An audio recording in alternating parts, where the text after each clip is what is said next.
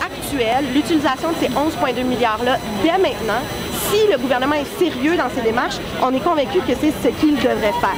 Et c'est pour ça qu'on pense que cet argent-là doit être dépensé dès aujourd'hui et avec une priorité au logement social. Si on veut réellement assurer le droit au logement, si on veut réellement répondre aux besoins des mal logés, c'est le logement social défini par rapport aux revenus des personnes, aux revenus des personnes mal logées, qui permet de répondre à ces besoins-là.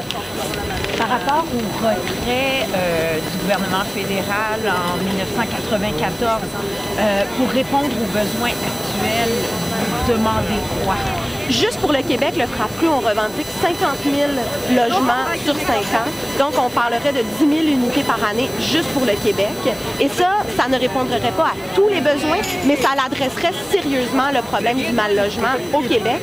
Pour le Canada en entier, il faudrait multiplier ce chiffre au moins par 10 et on serait encore conservateur dans nos estimations. Si on regarde une ville comme Toronto, par exemple, juste dans la ville de Toronto, il y a 90 000 ménages sur la liste d'attente pour un logement subventionné. Donc ça, c'est juste à Toronto. À Montréal, on parle de 24 000 ménages sur la liste d'attente de HLM. Pour le Québec en entier, près de 40 000 ménages. Et ça, c'est des gens non seulement qui se qualifient, mais qui ont fait toutes les démarches et qui n'ont pas perdu espoir devant les très longs temps d'attente pour un HLM au Québec, par exemple. Donc, juste pour le Québec, on parle de 50 000 unités sur 5 ans qui commenceraient à répondre aux problèmes sérieusement.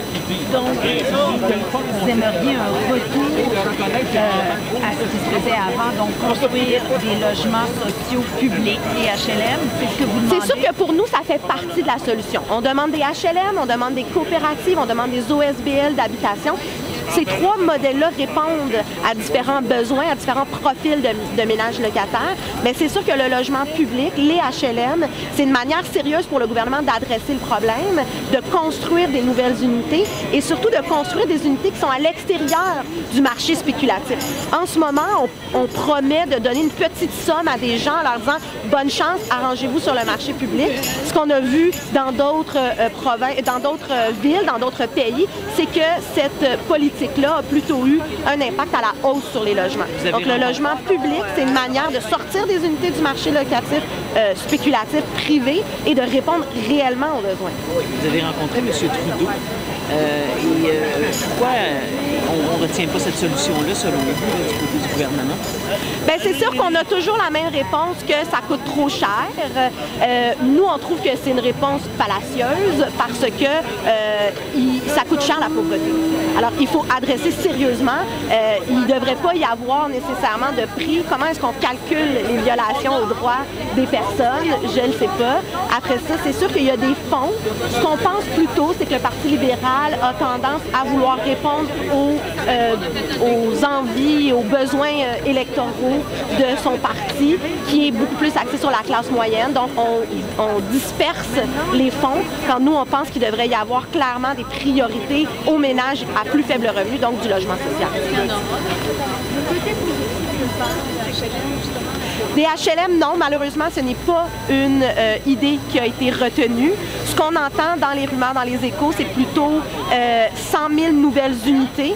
À savoir si ces 100 000 nouvelles unités-là seraient du logement social pour les ménages à faible revenu ou du logement dit abordable, ce n'est pas clair. Il y aurait par contre une bonne nouvelle pour la rénovation des HLM. Qui en ont besoin parce que c'est des fonds nécessaires. 300 000, ce qu'on entend, c'est 300 000 unités pour la rénovation, mais sans clarté à savoir est-ce que ça va être priorité pour les HLM et les logements sociaux ou un petit peu plus large auquel 300 000 unités ne répondraient pas du tout à la demande. Il y a combien de HLM à Montréal d'égalité et c'est quoi la proportion des unités qui ont besoin d'être rénovées? Est-ce que vous le savez? C'est dur à savoir. La SHQ travaille sur ce dossier-là. Il y a des rénovations qui se font. Il faut le reconnaître. C'est sûr que la SHQ n'a pas tous les fonds nécessaires pour assurer ces rénovations-là. Donc, il faut des investissements fédéraux pour assurer la rénovation des HLM. Et il faut savoir aussi qu'au Québec, on a une particularité où nos HLM sont encore ce qu'on appelle conventionnés avec le gouvernement fédéral.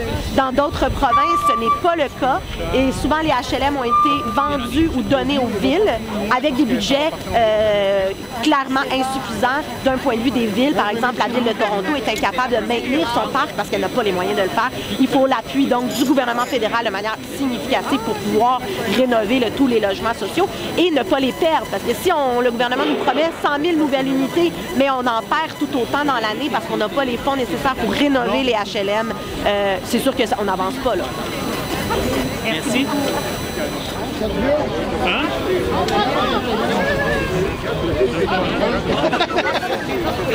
Je ne suis jamais questionné. On est là pour manifester, pour rappeler les besoins en logements sociaux et de dire que les gens en ont toujours besoin et qu'une stratégie canadienne, c'est pas juste un stunt politique ou un stunt publicitaire pour le gouvernement, mais que ça doit être concret parce que les gens en ont besoin, les gens ont des besoins de logement, tant question de la salubrité que juste de pouvoir financer, en fait, vont payer son loyer à la fin du mois. Pour financer le logement social, ça prend de l'argent du fédéral. Pour financer le logement social, ça prend de l'argent du fédéral. Pour le droit au logement, pour de la priorité logement social. Pour le droit au logement, pour garder les HLM, on garder les gens qu'on aime. On garder les HLM, on garder les gens qu'on aime. Pour garder les HLM, on garder quartier qu'on aime. Pour garder les HLM, au cœur des quartiers qu'on aime. Les coops qu'on a bâtis, on y tient, c'est des acquis. Les coops qu'on a bâtis, on y tient, c'est des acquis. Les coops qu'on a bâtis, on y tient, c'est des acquis. Les coops qu'on a bâtis, on y tient, c'est des acquis. Sauvons les OSBL qui se trouvent pas à la poubelle. Sauvons les OSBL qui s'en trouvent pas à la poubelle. Sauvons les OSBL qui s'en trouvent pas à la poubelle. Sauvons les OSBL qui s'en trouvent pas à la poubelle.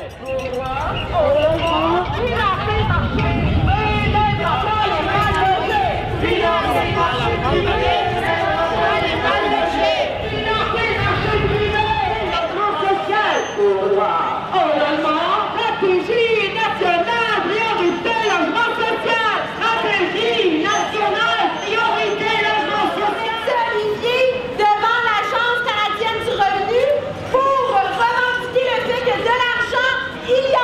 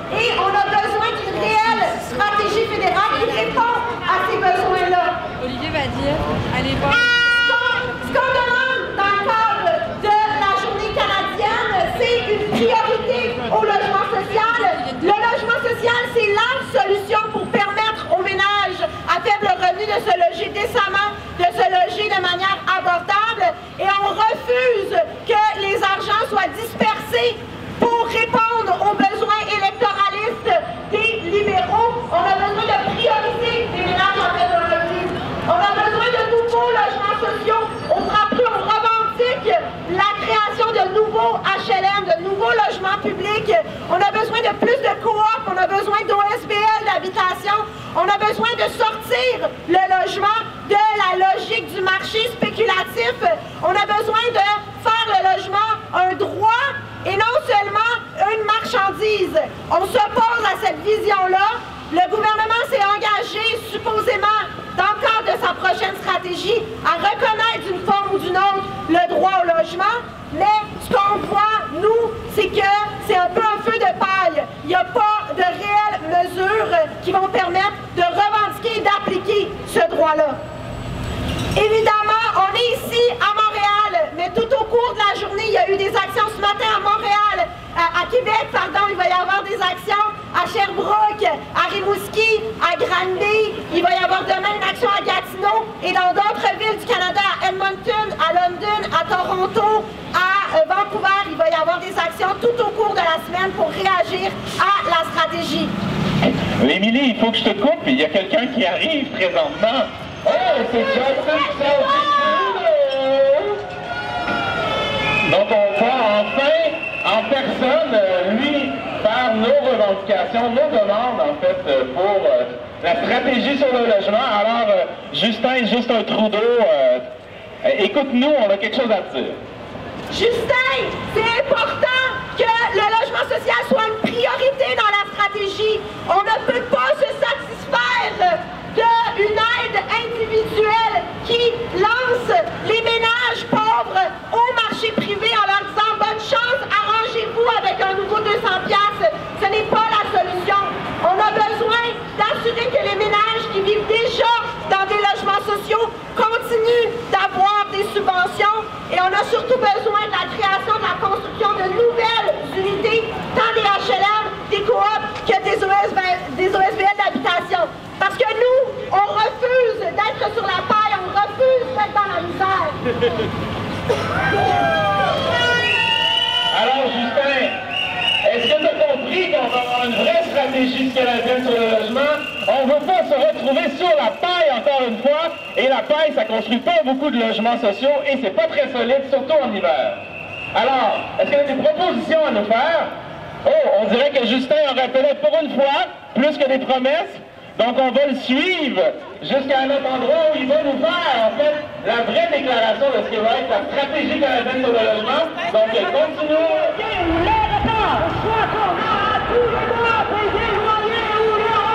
La stratégie sur le logement pour reconnaître au logement. La stratégie sur le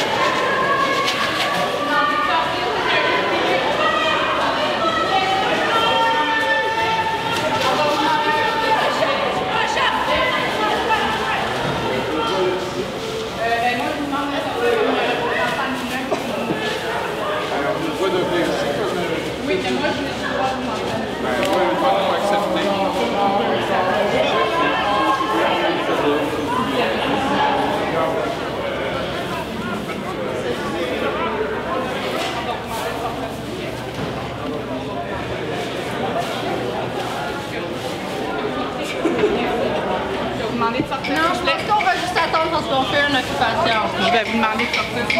Au logement!